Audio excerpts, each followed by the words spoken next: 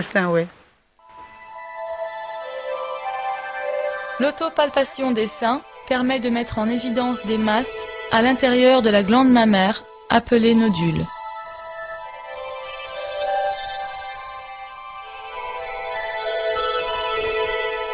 Elle se fait cadran par cadran, en utilisant l'index et le majeur, et en faisant rouler le sein sur les côtes.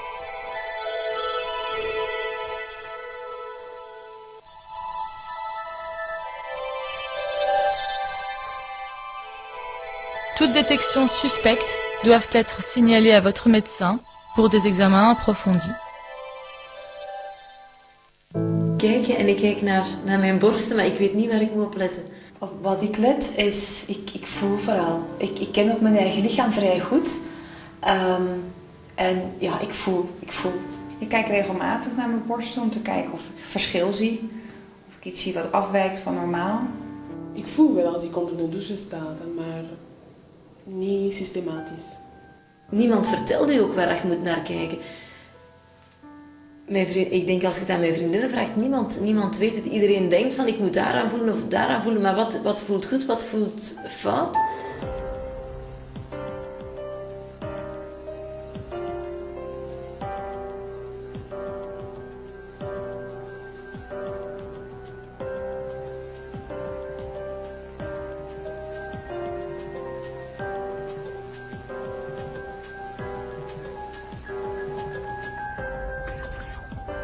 Ik zou dat mee moeten doen.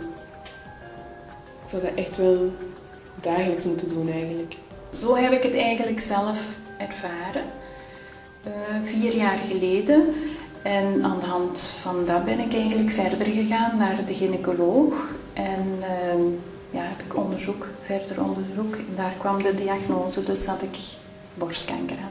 Ja, je hoort het toch steeds meer in je omgeving. 1 op de 8 vrouwen wordt getroffen door borstkanker. Dus ik denk dat het heel reëel is om ook met andere vrouwen daar de ervaringen over uit te wisselen. Partagez l'information plus vite que le cancer ne se propage. J'ai souffert de cette maladie, le cancer. À la gorge. Cancer du sang.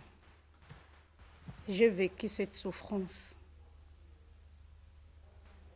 C'est la raison pour laquelle j'ai créé cette fondation pour aller assister d'autres femmes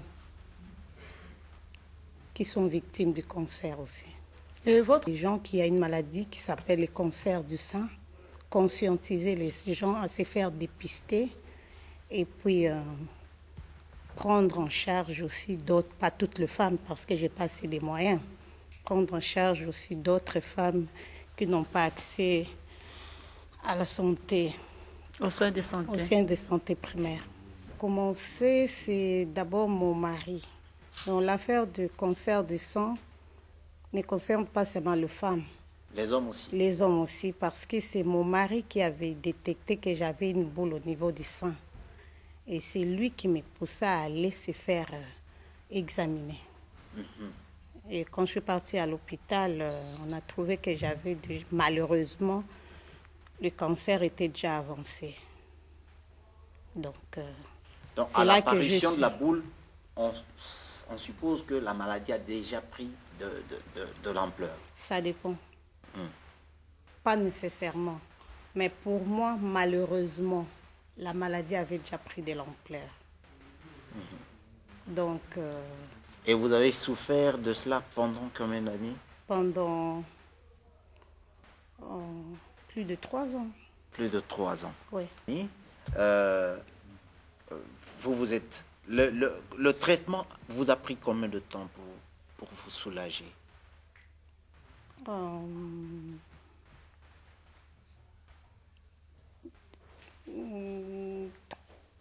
5 ans. 5 ans. Oui. C'est un traitement qui est facile? Maintenant que vous vous chargez d'accompagner ceux qui souffrent, est-ce que c'est facile de se faire traiter? Ça dépend du cancer. Si on a détecté que le cancer... Il y en a même de plusieurs types. Oui, il y a de plusieurs types. Il y a le cancer méchant et cancer qu'on appelle maligne. Et puis il y a 2 sortes de cancers. Il y a le cancer qu'on appelle gentil, si je peux dire, et puis l'autre méchant, que nous appelons maligne. Donc moi, malheureusement... Alors, celle dont vous avez souffert, elle était maligne. Méchant, maligne, oui. si je peux dire. C'est pour ça que j'avais vraiment souffert aussi pendant les traitements. Parce que le premier traitement qu'on m'avait donné avait vraiment échoué. Le deuxième avait aussi échoué. Le troisième, par la grâce de Dieu, a marché très bien. A répondu positivement. Oui. Depuis que vous vous occupez de personnes atteintes de cancer, combien en avez-vous déjà encadré? Merci beaucoup. Nous avons commencé d'abord par la sensibilisation, informer les gens, conscientiser les gens. Par après, nous allons procéder à aider les gens à être dépistés et puis voir quelques femmes que nous pouvons prendre la prise en charge. Donc, c'est le premier pas que nous avons commencé avec l'information et la sensibilisation, conscientisation. Au niveau de la sensibilisation, est-ce que le message passe? Est-ce que les gens, les femmes, les hommes comprennent que c'est un danger contre l'humanité? Est-ce que ce message-là est bien perçu, absorbé par le public? Hier, c'était mon premier témoignage. Oui. Il y a eu plus de 250 personnes. Je crois que mon objectif est atteint parce que il y a eu aussi beaucoup de gens après la conférence qui m'ont félicité, qui m'ont encouragé. Et ce qui a été étonnant pour moi, de voir plus de 250 personnes dire que c'est la première fois dans leur vie d'être informés et d'avoir toutes ces informations. Donc j'étais vraiment contente. Je crois que le message est passé. Alors comme madame était contente, nous allons également rendre les téléspectateurs contents à travers ce gag que nous allons vous proposer. Suivez, parce que vous allez nous retrouver après.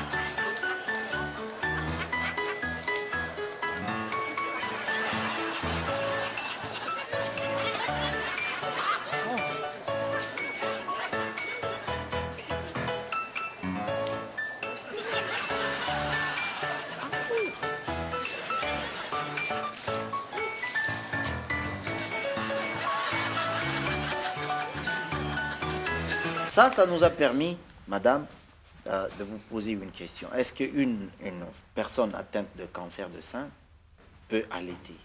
Non, une personne atteinte du cancer de sein ne peut pas allaiter. Moi, on a découvert mon cancer de sein lorsque ma fille avait 4 mois et le docteur m'a empêché de l'allaiter. Qu'est-ce qui allait advenir à la fille si au cas où vous seriez ignorante? Et qu'est-ce qui Elle continue d'allaiter à l'enfant? Le docteur m'avait dit que c'était un danger pour l'enfant. C'est ce que le docteur m'avait dit. C'est pour ça qu'on m'avait obligé d'arrêter d'allaiter l'enfant. Et ça fait même mal à la maman, non? Comment? Oui, ça fait très mal à la maman. Parce que l'allaitement, c'est le moment idéal de l'intimité entre l'enfant et la maman. Parce que... Signe qu'on nous a parlé hier, c'est toujours par rapport à l'allaitement. Et je ne sais pas si madame elle-même peut dire ça, par rapport à l'allaitement, comment on vous disait, continue tellement à allaiter même si tu es blessé. C'était ça, non? J'étais blessée au niveau du sein. Ouais. Je n'étais pas partie à l'hôpital et j'ai demandé conseil à une femme âgée. Elle m'a dit, continue d'allaiter l'enfant. Après 2 semaines, comme j'avais très mal et c'est mon mari qui avait insisté que je puisse aller à l'hôpital. Lorsque je suis partie à l'hôpital, c'est en ce moment-là que je suis. C'est pas le même jour. C'est par rapport à nos considérations ancestrales que tu es blessé, ça fait mal. Non. La salive de l'enfant va guérir ta plaie. Continue d'allaiter, oui. Puis, si c'est 2 jours, 3 jours, ça s'arrête, ça se calme, oui. Mais si ça fait 1 semaine, 2 semaines, 3 semaines, on te dit... Madame, vous avez un message. C'est lequel? J'ai un message pour toutes les femmes qui sont victimes du cancer de sein. Je leur exhorte à nous aider à aider les autres. Donc, c'est-à-dire à briser le silence, à enlever ces tabous. Parce que le problème du cancer de sein est considéré comme un tabou chez nous. On n'en parle pas. On n'en parle pas. On se tait. On se tait. On le cache. On ne voudrait même pas. Ouais. Je l'ai fait aussi. Ah bon? Je ne voulais pas en parler à quelqu'un parce que j'avais honte d'être humiliée. Mais aujourd'hui, j'ai compris que nous devons briser ces silences. Nous devons parler. Nous devons aider les autres, conscientiser les autres, partager notre expérience avec les autres pour essayer d'aider aussi ceux qui ne veulent pas dire, ceux qui ne veulent pas parler, à parler, et ceux qui sont ignorants qu'il y a une maladie qui existe, qui s'appelle le cancer de sein, à pouvoir aller trouver un médecin, s'examiner. Si nous ne parlons pas, nous n'aidons pas la population, nous n'aidons pas d'autres femmes. C'est pour ça que je veux vraiment exhorter toutes les femmes qui sont victimes du cancer à parler, à partager leur expérience avec les autres. Ça pourrait aider aussi beaucoup de gens. J'ai été contente hier parce que mon témoignage a aidé plus de 200 personnes.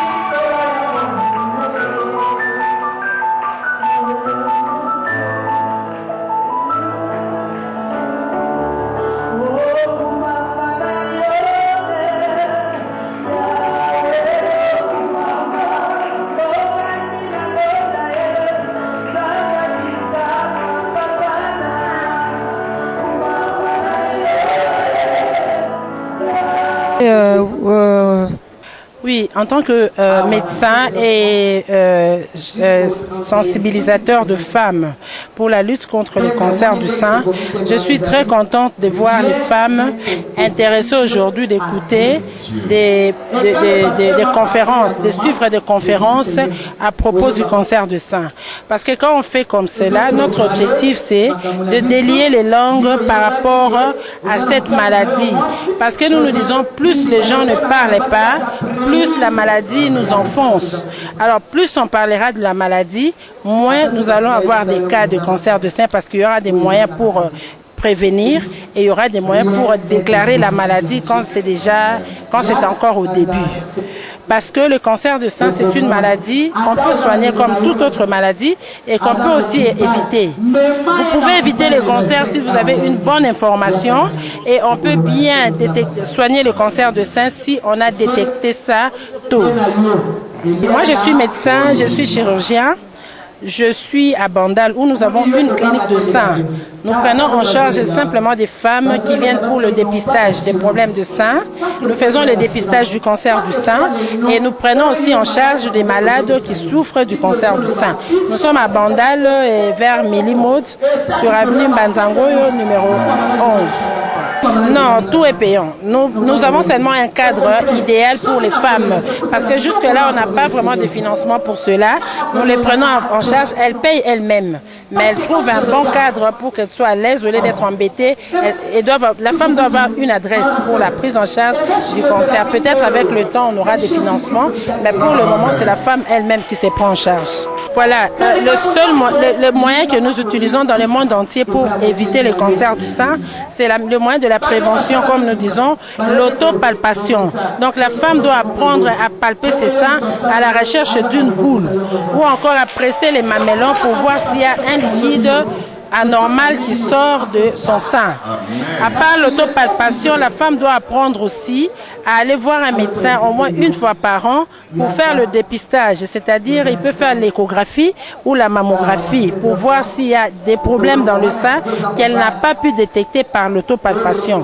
Le médecin peut l'aider. S'il y a un problème, on va l'orienter. S'il n'y a pas un problème, gloire à Dieu, elle connaît déjà le statut de ses seins. Quelle est votre réaction? En tout cas, je suis très ravie. C'est pour moi une première occasion d'assister à de telles conférences médicales et puis spirituelles. Je dis vraiment merci à Dieu, merci à la Fondation Thérèse Lissungi et puis merci à la dame médecin qui a pu vraiment nous expliquer cette maladie. C'est un phénomène qui tue les femmes, c'est un phénomène, souvent on l'appelle les maladies du siècle parce que ce sont des maladies qui sont apparues au XXIe siècle. Je dis merci pour l'information et puis ça va nous aider aussi à faire des mammographies, à faire des autopalpations et puis à éviter certaines histoires pour prévenir le cancer du sein. Bien, premièrement, d'abord, je suis très contente parce que cette maladie n'est pas très connue dans notre milieu au Congo, mais elle existe réellement. Nous avons même suivi le témoignage de Maman Thérèse. Et pour moi, c'est une grande joie que nous ayons à l'église de cette occasion, parce que la Bible déclare que mon peuple périt faute de connaissance. Si nous n'avons pas cette connaissance, aujourd'hui, c'est une information pour plusieurs d'entre nous. Et évidemment, il y a aussi des personnes qui ne savent pas qu'il y a des examens, des dépistages qui existent. Donc au jour d'aujourd'hui, c'est une information qui est arrivée à temps pour nous les mamans. Et nous bénissons le Seigneur pour cela. Et tant qu'homme, comment vous trouvez cette conférence? Est-ce que vous vous sentez impliqué dans cette lutte? Oui. Bon, d'abord, cette conférence, elle est un peu salutaire. Notre implication, oui. Nous qui sommes mariés, qui vivons avec nos femmes, celle qui a témoigné a démontré combien son mari l'a aidé pour qu'elle aille se faire dépister. Et qu'il arrive des fois que le mari peut-être découvrir quelque chose auprès de sa femme et penser comment l'aider par rapport à cette découverte. Bon, c'est édifiant. C'est-à-dire les hommes sont concernés aussi.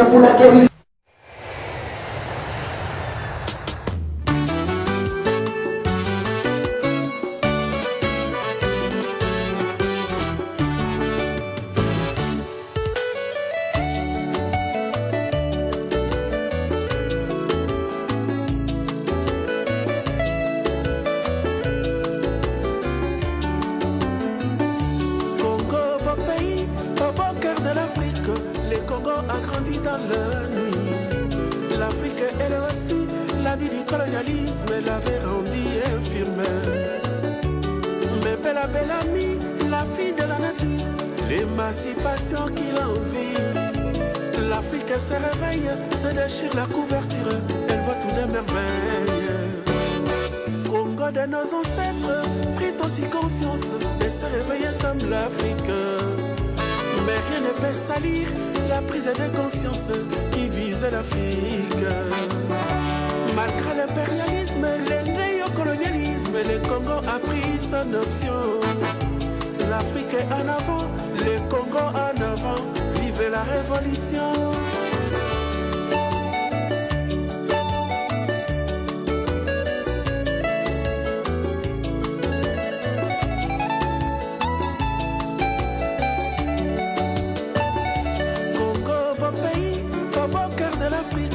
Le Congo a grandi dans la nuit.